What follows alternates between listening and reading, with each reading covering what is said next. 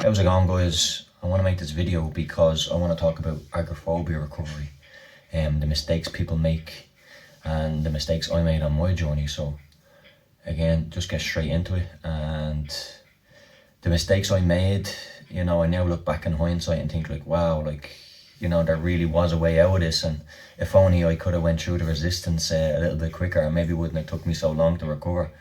But wouldn't I? Not that it didn't take me long to recover. It took me exactly almost 5 months to recover. But what I mean is, it wouldn't have taken 10 years away from my life if I knew exactly what I had to do to approach it in the right way. So, agoraphobia is totally different recovery process to, let's say, something of like generalized anxiety disorder and stuff like that. But it both requires getting the anxiety levels down to a certain point where you no longer fear it. But for specifically agoraphobia recovery, I'll share my little bit of a recovery story on this. So where many people go wrong, and myself, was expecting immediate results. I expected to overcome this, like when I got the right information, like through Claire Weeks and all these books, and through my own research, and all the best information out there. When I first attained this information, I then thought that once I go into these situations, that 2 or 3 times I'd do it and I'd be fine. And like, let's say I get on a bus and go into the city centre, that I'd be just fine. But in reality, it actually got worse at the start. Like, not that it got worse, but I just hadn't experienced that.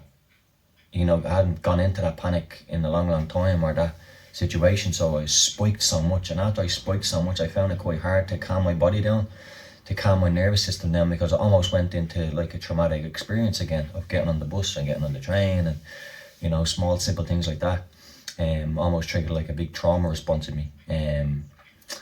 So that's what happens when you start to go in towards recovery. It's hard at the start. Like, it's really, really hard.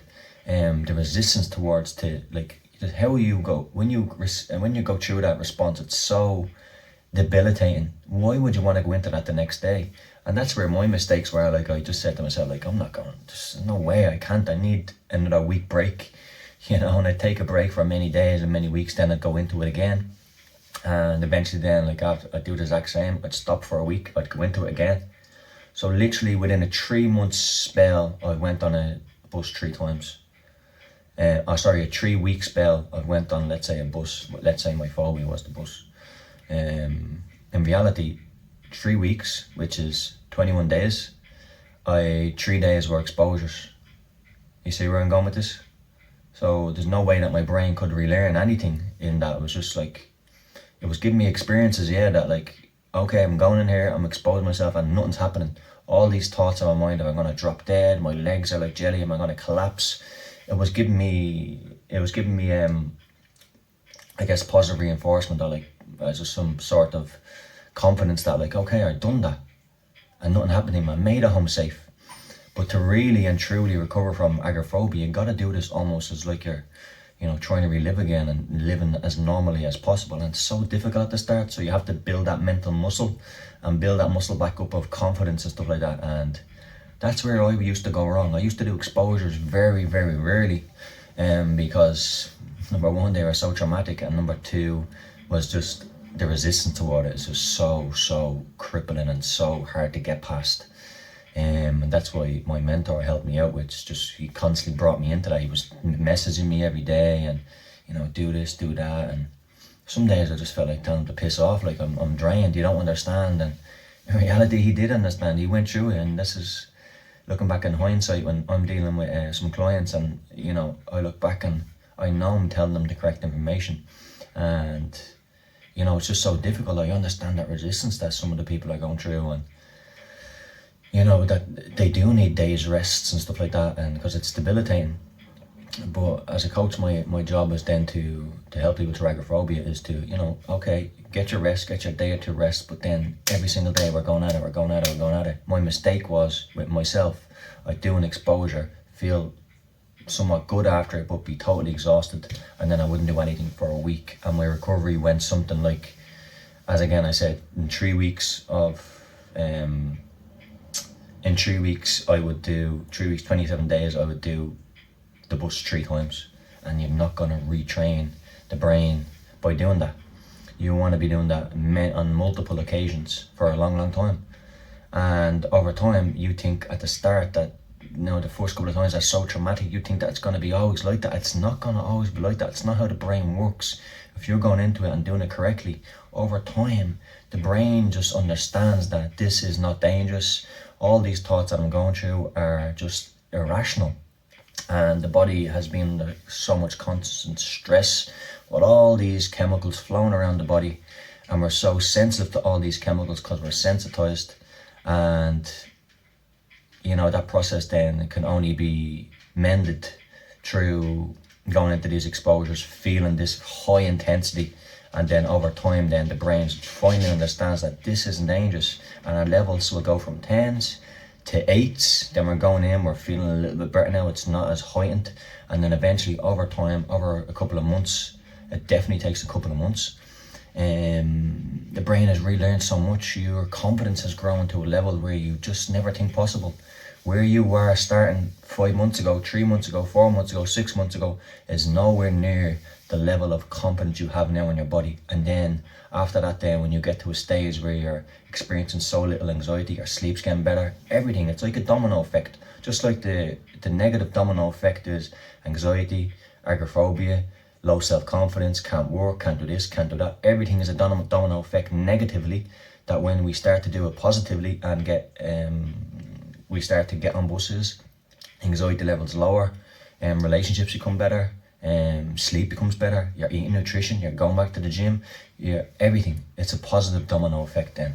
And that's just how it works. It's the whole part of not letting any more time go by, because it's not going to get worse in any way. It's just going to take away more of your life.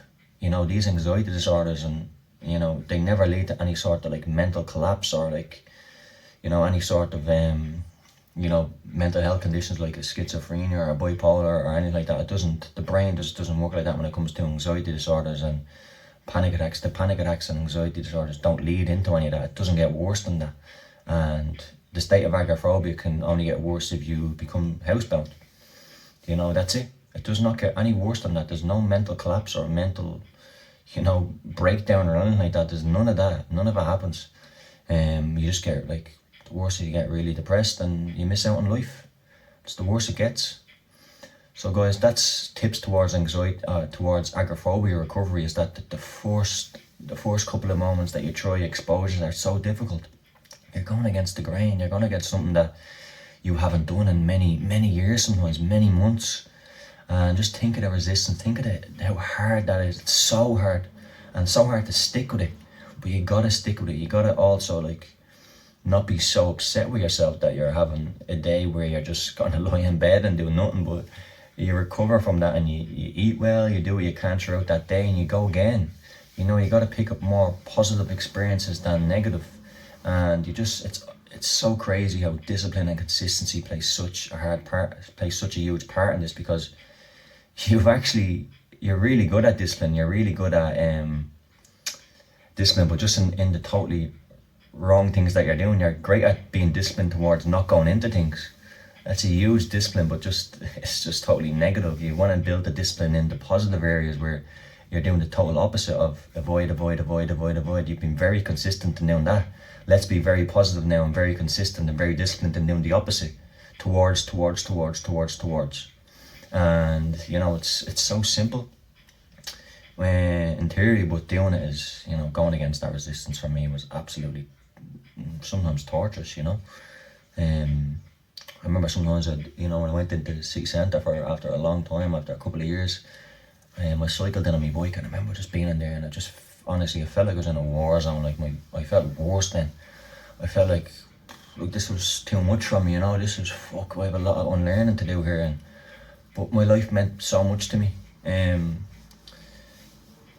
I just wanted to get out of this so much, and then the next day I didn't sink into this pit of despair. I went again and again, not to the same spot, but just places, and mine sped up because of the jogging, and that just brought in so much confidence in my body that I feared losing control, going insane, going crazy, ringing ambulances, Heart attacks, seizures, strokes. I feared all that shit. And here I am running 5, 6, 7, 8, 9k sometimes, on long jogs 20k. Of course I built up to that slowly, but you can see how much confidence I'd start to build, or anyone would start to build when they operate that way. And all those thoughts just became like a heart attack. I just jogged 20k. My heart's fucking beautiful. It's so strong. I ain't having a heart attack. I'm 27, 28 years old back then. That shit ain't gonna happen to me. But I told myself that before the jog, before I put in action, I was telling myself like, no, I'm healthy, there's nothing wrong with my heart. But you can't tell yourself that. You gotta put action to show the amygdala, to show the brain. You can't tell it. You gotta show it. And that's the difficult part. You gotta show it. You gotta put in the work almost daily. Sometimes you need a break and just do nothing for the whole day, and that's totally cool. But next day you go at it again. And what seems so difficult in the first month, first 2 months maybe, you'll only start getting results then as time goes on, with consistency and slowly getting out of your comfort zones. So that's it, guys. That's part of an agoraphobia recovery. Domino effect of positivity. It's crazy. Like, it sounds so simple in theory, as I said, but going against it is so damn difficult. But that's where you grow back all that confidence you missed out on, all your confidence now that is kept you so stuck in life, and you're totally depleted. You probably felt like me. I lacked so much confidence then when I was going through these things, and I couldn't walk and I couldn't go on buses and trains. You can only imagine how torturous that was for me, and going around, how I carried myself, and my confidence was depleted, and that was all part of it. It was part of the journey. So I understand where people are, where they're starting off from, but there's a way out of this. You just got to retrain the brain in the correct way, and a very consistent way, and don't rush recovery. Recovery comes in time. Once you're consistent and trying to relive life normally, you'll get there. Just don't stop. That's the reason why people stay stuck, because they stop recovery and they don't do anything again for 2 to 3 weeks. And you can't retrain the brain that way. You can't rewire. It's got to be consistent. So I'll leave it at that, guys. I didn't think this was going to be like 12, 13 minutes, but I hope some people got some knowledge from that, some wisdom. And if you're going towards recovery, don't feel so disheartened if you're having a bad day today. You got to keep going. This seems so impossible, but it's not. It really isn't. You just got to stop this avoidance and the inability to go towards. And that's it, guys. So that's where I just had to hit my lowest point in life, where I just said, fuck this. I don't care how I feel. I'm just going. I don't care what happens to me in these places, or on this train, or on these jogs. I don't give a shit. Nothing is worse than watching my life. I couldn't do another year. I couldn't do another 6 months. I couldn't do another month of it. It was time for me to heal, and that was it. I got up and I went and attacked for 5 months straight. And as I said, the rest is history, guys. I'm doing everything I dreamed of now. And because I've built up that muscle of just living so normally now, I've got my full-time job back. As soon as I recovered, I got my job back. Was going into coffee shops, meeting with friends, going places with family members, trains, buses, cars, everywhere, traveling to Paris back and forward. Everything's so normalised to me now. My life has returned to normal. It's been 3 years since I recovered, and every day I'm so grateful, and you can get that too, guys. So I hope some people take what they need from it, and with these videos, take what you need and leave the rest. So that's it, guys. Have a good day, and I really hope that some people take some hope from this. This is why I make the videos, and yeah, take it easy.